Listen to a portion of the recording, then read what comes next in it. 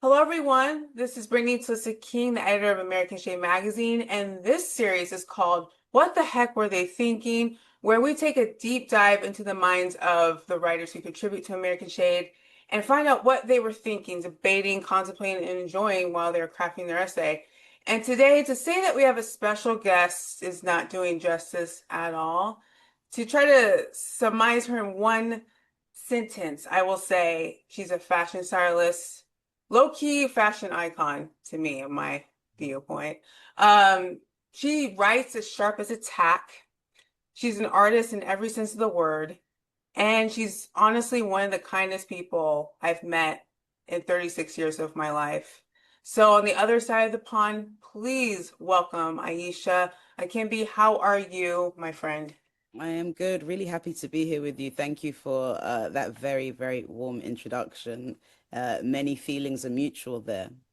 Thank you. And I'm going to put Aisha's bio in the description below so you can see all the great things that she's contributing to the world. Just for backstory, Aisha and I met in 2020, like 6 years ago, I believe, online. And then we've had Zoom conversations, and she's been on my podcast before. But then in 2023, I believe it was, I met her in London on a trip that I took. And for me, Aisha, that I still treasure to this day, like the hours that we spent talking about everything and nothing and just catching up and just saying all the things. That really meant so much to me. And as thoughtful as you are with your words, you are in conversation. Like you're a great conversationalist, one, because you really listen, and I can tell that you're taking any care about what people are saying. So I just wanted to give you your flowers, but just so backstory so people understand. Appreciate it. No, I had a great time with you, and I remember that meeting very fondly. Of course. So, with that said, your piece was called Why We Need to Stop Saying Mental Health Doesn't Make You Do That. And you discuss Kanye's like famous apology letter that he wrote for the Washington Post, where he addressed it to the world about his behaviors and apologizing, but more specifically, he addressed certain things to the Black American community and Black people in general. Um, but you really get into this piece. You talk more about like the holistic and complicated themes around mental health issues and the supposed way people say they care about mental health awareness and um, people that are suffering with it. So, before we get into the weeds, my first question is briefly, can you explain what compelled you to want to write about this piece? Like, what compelled you to see Kanye West's letter and then want to think so deeply about mental health issues, mental health awareness, to give us this piece for us to read and think about? Well, yes, I think I've always felt slightly troubled, and at times maybe more so, by the general mental health conversation. It always feels like there are key parts that are missing, or if that we're speaking about it in ways that to me feel, yeah, incomplete, I guess, would be the milder way to put it. And by incomplete, I feel like the conversation is much more centered on how other people can accommodate us, but rarely about the the sort of consequences some of our disturbed mental states can have on others, the ways in which it can shift our behavior for the worst. And I think it's really key to kind of mention that part because, in many instances, it absolutely can actually make you do things or encourage behaviors that are deeply unflattering. And so, I think when that part is missing from the conversation, it feels like we're having a mental health awareness, quite simply, to sort of prove our own innocence. Where being afflicted, with a mental health issue, doesn't always make us the innocent party. I mean, fair enough, we can't, control what we're going, sorry, what conditions we're afflicted with. But what I mean is that it's possible to both be, perpetrator and, and victim. Yes. And that's what I loved about your piece and what I found refreshing because you come at it at an angle that a lot of commentators weren't. Like, maybe I will say the piece really for me is less about Kanye. Kanye is just a sort of vehicle to Yeah. kind of discuss the issue more broadly. Right. Whether his apology was real or not is less of the point to me, but Right. it's much more this idea that um, slipping into bigotry and saying really insulting and deeply offensive things can very much be a manifestation of a manic episode. Definitely. Which And doesn't mean that he was in one, but it can be. yeah. And you definitely you said that in the piece, like this is less about I'm less interested about the sincerity of Kanye West's apology, but this has gotten everyone's attention. So now I'm going to talk about something bigger than this. So my first question is about the beginning of your piece. And it's actually about the title of your piece, where you say, we need to stop saying that mental health doesn't make you do that. And you said something intriguing. You say it's a common cultural reflex and angry insistence that mental health issues doesn't make you do that. And you say, by that, we tend to mean anything that would get you labeled bad rather than sad, or villain, rather than victim. So my question is, do you think people's knee-jerk reaction to say XYZ doesn't make you do that is more of a reaction because it will look bad if someone has sympathy for someone that people don't societally accept? Or do you, Yes. or do Yeah, you think yeah. it's that that knee-jerk is a moral stance? I think it feels to me to be much more of the former. So it feels to me that the fear is much more around being seen to sympathize with someone that we've all collectively labeled a bad or a problematic person. I guess this is the guilt by association thing. When you don't have that many characters to say whatever it is that you're putting out onto the internet, that assumptions are made very, very quickly. And so, as we all know, there's often not much space for the gray areas and for things that are morally ambiguous. And so I think it is that. I think that is definitely part of it is, this sort of guilt by association. So wanting to remove the behavior from mental health issues that they might also suffer with. But I think the second element of why we're very quick to say mental health doesn't do that is because we are, looking at other people's mental health issues through the prism of our own. And because we might be ourselves quite reluctant to acknowledge the ways in which um, our ill mental states, the negative effects on which that could have on others. I think because we are slow to acknowledge that things, if we acknowledge them at all, we would just rather kind of pretend that mental health issues just kind of make you bedridden and sad, as opposed to, taking some or making some really questionable and morally detrimental decisions.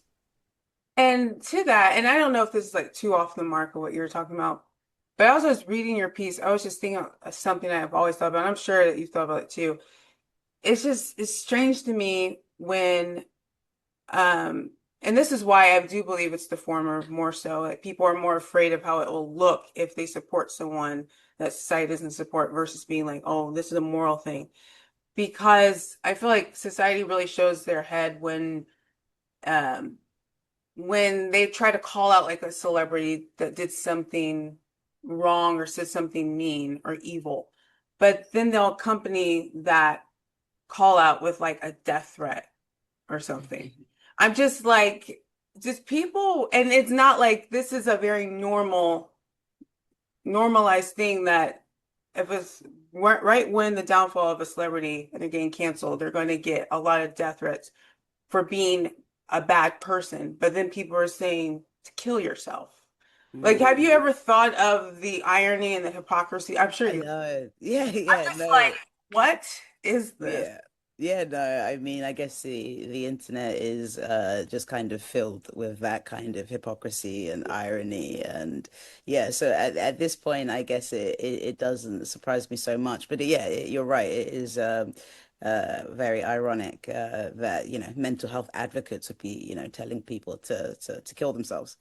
It's not lost on me at all. I'm like clocking this. So my next question is about something you wrote in the middle of the piece. I think you did a great job of calling out society's approach to how we say we care about mental health awareness versus how we do, like the conversations, the actions that we have behind it. You wrote that when we insist that mental health doesn't make you do anything morally corrosive, we discourage the kind of self-honest examination that demands for meaningful change. If we continue to conceptualize mental illness simply as a pure victimhood, we risk convincing ourselves that we are incapable of causing harm rather than learning how to recognize when we do cause harm. And I think you were talking about that before. Yeah, yeah, yeah. To this end, do you think, and I think you kind of already answered it, but if you want to elaborate more, do you think people are too afraid to look at mental health issues holistically because people use mental health illnesses to victimize themselves from accountability, from backlash, from harsh consequences? And then we see with celebrities, like if they're about to get canceled or they're about to like serve a consequence, they'll be like, well, I have this health illness, and they hope that gains them sympathy, therefore they don't get the backlash. So, do you have thoughts on that? And feel free to elaborate on the passage if you want to as well. Yeah, so I guess it is, as I was saying before, I think there is a reluctance or an unwillingness, or perhaps it's just, complete ignorance to the fact that um, often when we are, in a bad place mentally, or we have actually a condition of some sort, it does come with these adverse side effects that are not just, that don't just affect us, but affect the people around us. And yeah, I do think, I guess if your question is, why are people somewhat too reluctant to kind of acknowledge that? It might just be because of the way that we framed mental health in general. I think the general conversation, at least since I've been witnessing it over the last 10 years, um, again, I feel like I'm repeating myself a little bit, so do forgive me for that. But it does feel like it's just kind of mm, a facet of your identity that you sort of use to kind of promote how much of a more sensitive and compassionate person that you are.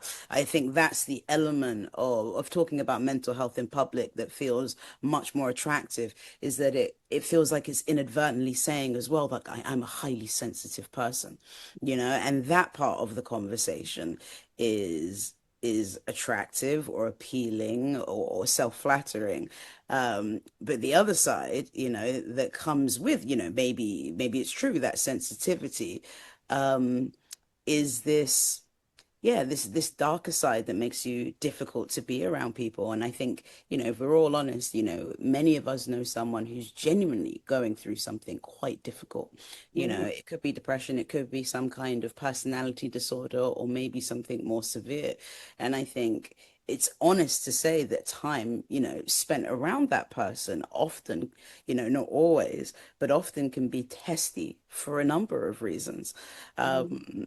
And so, yeah, I think so, so to wrap it up, I personally think that we're reluctant to kind of look at that other side of mental illness or mental ill health, simply because um, I think talking about mental health often is a proxy for just saying, I'm a sensitive person, perhaps more compassionate, perhaps more than empathetic than the average person.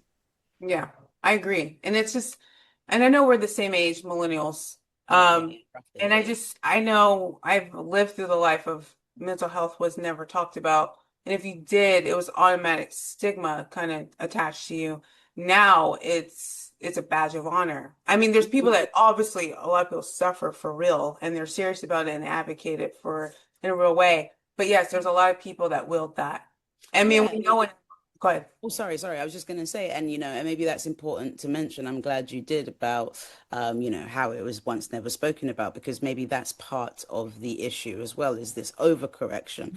Because we never spoke about it in the past, and so many people suffered in silence. Now that we have finally got to a place where, it's okay to admit that you suffer from depression, anxiety, PTSD, we don't want to associate anything negative to that in case it gets re-stigmatized, Mhm. in case we have to kind of go back into this space where we feel shame about these things. So, yeah, I think some of it is an overcorrection. Yeah. That's a good point. I can see some of it being like people feel guilty for how they treated it before. So Yeah, now they're yeah, just yeah. overly doing it, but then the pendulum is swung a little too far. Yeah. Hopefully we get back in the middle, a good middle ground here. So my last question to you is that at the end of the piece, you say a more mature conversation would encourage compassion without glossing over the unsavory aspects, that suffering can distort behavior without erasing responsibility. And in our darkest hour, that type of clarity might be the only thing strong enough to pull us back toward recovery. So I definitely have thoughts on this, but I want your thoughts obviously first. Given our digital world and our digital age and like social media and the algorithms and everything it feeds us and the way we are inundated with so much information that dehumanizes people, like how optimistic are you that these mature conversations with parts compassion and confrontation can happen? Is this something you really believe is tangible, or is this more of like a hope that you have? Well, I guess it's probably less tangible on the internet because, everyone is being a slightly different, exaggerated, perhaps more performative version of themselves. Mm, But they are conversations that can happen in real lives, yeah. sorry, in real life. And I do believe as the internet just becomes more inundated with what we now call slop content, I do think it will probably, likely lose its appeal. It sometimes feels like I'm sometimes there and I feel like we're kind of, I don't know, really kind of flogging a dead horse, of the last, the dregs of content that we can squeeze out. I don't know, sometimes it feels like, yeah, we're reaching a sort of peak perhaps. Yeah. So yeah, I think it can happen offline a lot easier than it can happen online, namely because I think most people are going to have to go through an experience in their life where their mental health um, is really put to the test, and that will inevitably lead to situations where they might realize that they're not always the innocent party, um, in every situation, in every story that happens during that time. um, so yeah, I do think it is something that can happen. I think especially um, if we're to keep in mind that, all of us, are morally quite gray, I think there's this good person complex that we've been dealing with in society quite strongly, probably ever since I met you. And in some ways, maybe I've always been interested in that and trying to kind of poke holes in that way of thinking. But I think as long as we're open to the idea that, just as much as we can be good, we can also be uh, very morally complicated, and again, that's me putting it mildly. So long as we're aware of that, I think these conversations are easier to have without, sorry, it's easier to acknowledge these aspects of mental health without, completely demonizing or re-stigmatizing a person suffering. Hmm. And I mean, and we have that outlook too of the gray and nuance. And that's the platform of American Shade is to humanize what people have tried to dehumanize. I think though, like I definitely have these conversations. The only reason why I remain optimistic is because of the anecdotal and like evidence I have of people changing, of the kindness I see, the thoughtfulness I see, of the grace I see people giving me and what I try to give to other people. I do see the internet kind of having more of an effect on how people do treat people, certain people in real life when people are so glued to social media more than glued to their communities. I think I'm more involved with my local community and stuff like that, which helps me more versus people that are so attached to what's online. And I'll just say this person's name, and I just want a little bit of your insight because I already know you know. Tyra Banks. Okay, I have thoughts. Exactly what you're saying, having grace in the gray area. Like we're good, we're not good, we're bad, we're good, whatever.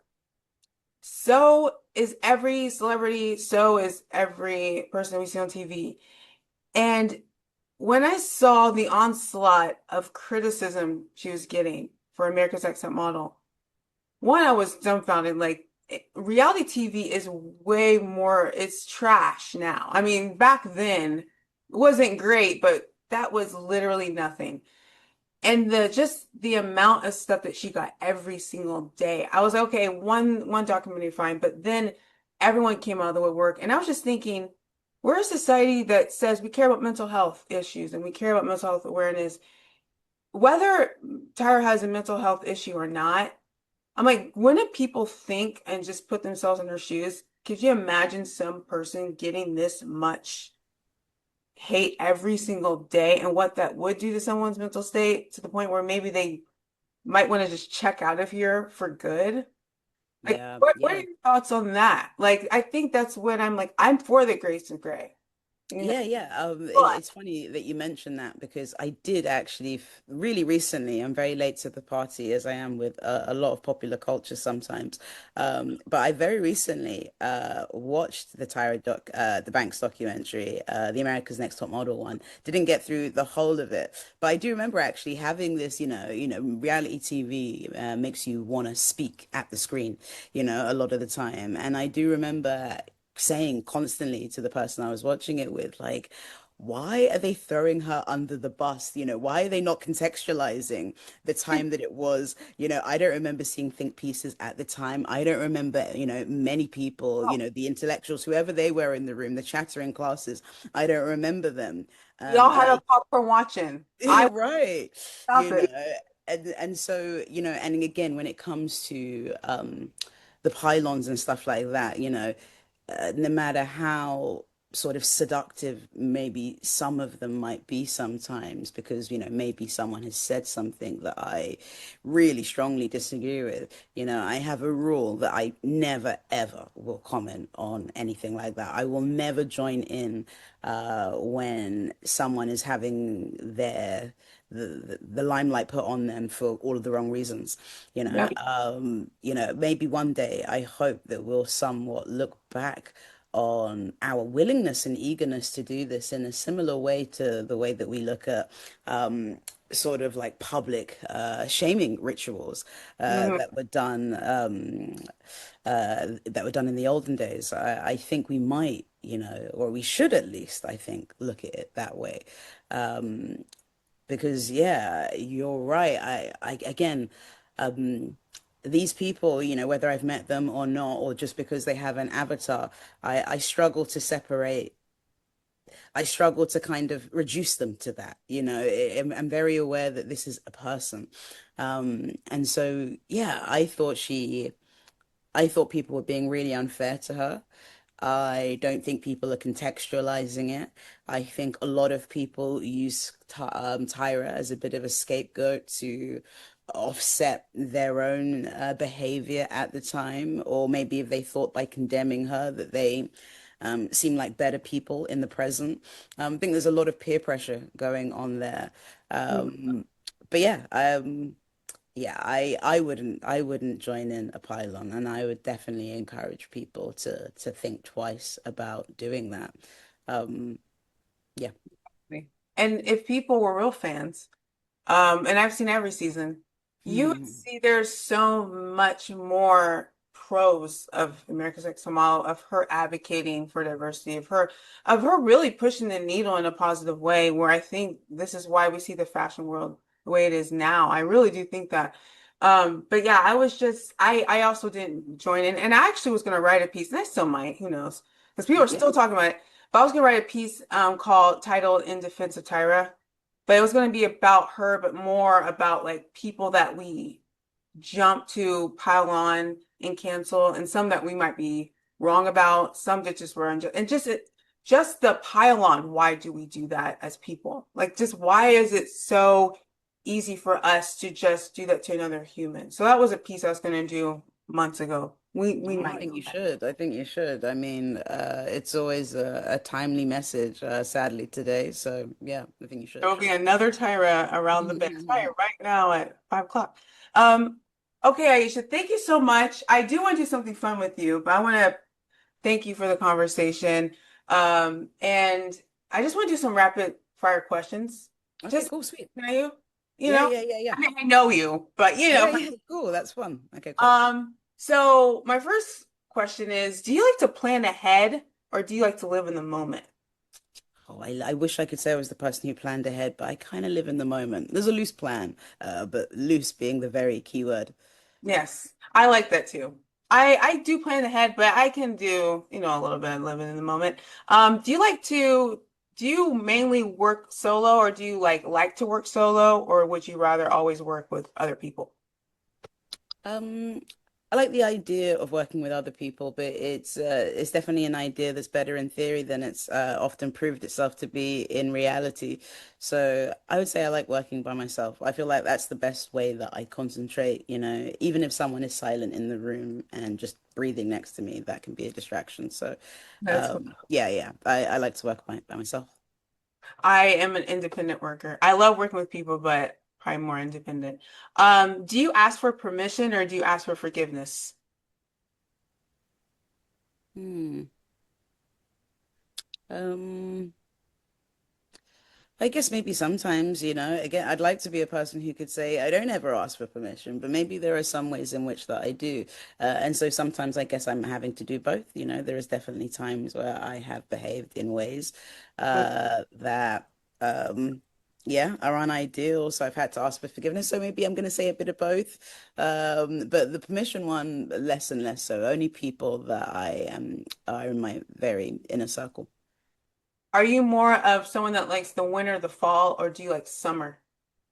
Oh, I love the summer. My birthday's in August. I'm a summer baby, so yeah, I love it sweltering hot. It can never be too hot for What? me. Yeah, You yeah. like I mean, sweaty? I live in England, and so yeah, so it's never really that way. So I've got the space to romanticize it. I'm a summer baby too, July 1st. Okay, cool. If one sweat gland, nah, I'm all the winter.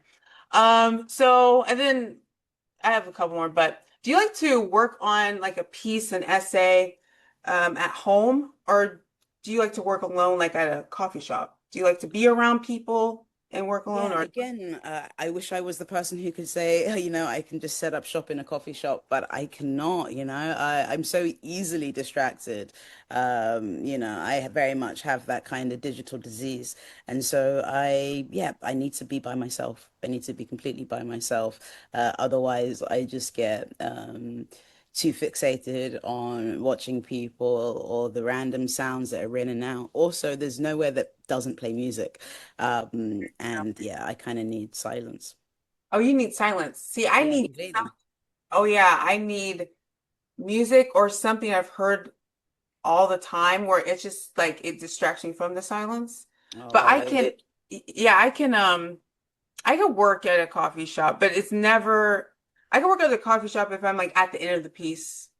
Like it's Yes. not more, like the stakes are low. But Yeah, when, so maybe I could edit at a coffee shop. I yeah, couldn't write at a coffee shop. but yeah, I need writing. It's like I'm in a dungeon. Like you Yeah, right. like this. Like, yeah. Yeah, yeah. So what's something you read recently that we should check out? Oh, what is something I read recently that we should check out?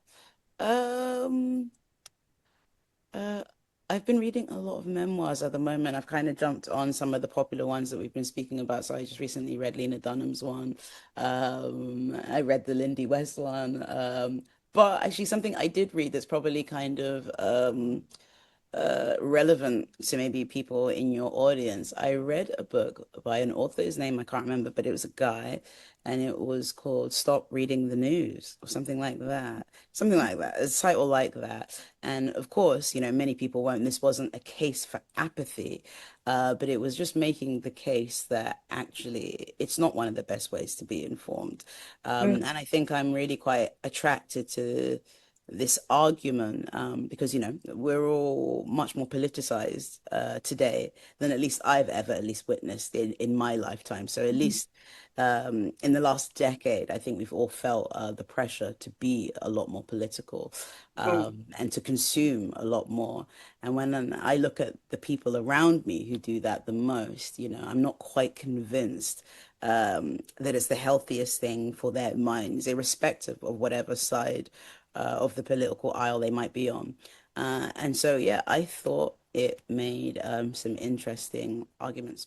Um, what's something that you've watched, whether it be a TV show or movie, that we should check out? Oh, okay. I always give same answer. One of my favorite films is called Capernaum. Came out in 2018 by a director called Nadine Labaki, I believe her name is. Absolutely stunning film, beautiful. Um, yeah, I won't describe it, but it's just, a masterpiece. So yeah, Capernaum, or at least I don't know if I'm pronouncing it right. Might some people call it Capernaum. But yeah, Capernaum is the film that I would recommend. Adding it to my list. My last rapid fire question is, what's the kindest thing you've heard recently said to you or that you've said um, that's just stuck with you? Wow, It could that's be it. recently, yeah, it could be this year. That's a really good question. The kindest thing I've heard that's stuck with me. I'm not really sure. Lots of people, I'm fortunate that, people are, considering I am on the internet as well, like everybody else. My experience of it is generally quite positive. Um, and someone I think messaged me very recently. I think it was just the way that they said it, it kind of stuck out. So thank you to this person if you watch this. But they said, thanks for being who you are in this world.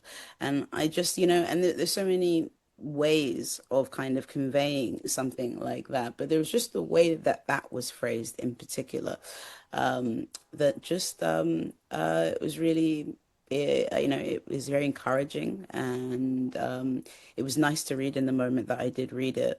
So yeah, I think that I came across that fairly recently, so that was nice. So thank you. Awesome. And I can say I agree with that. Thank you for being who you are. Mm. 2020, when I first saw one of your viral videos and read some of your stuff, I was like, who is this? And you're just so cool and so kind, like I said, and also so kind to come on this platform and lend your time, and I appreciate you. Also, everyone, please, I'm gonna put it in the description. Check out Ayisha's Substack. She has so many awesome things that she's writing in there, so many thoughts that she's lending to the world. That link will be in the below, like I said. And also, please check out her essay on AmericanShadeMagazine.com, and you will not regret it. You're going to be thinking about things, and she challenges you, but she does it in a kind way. So, thank you, Aisha. I appreciate you. And until Appreciate next time. you. Yeah, no, it was great to see you, and yeah, hopefully see you soon.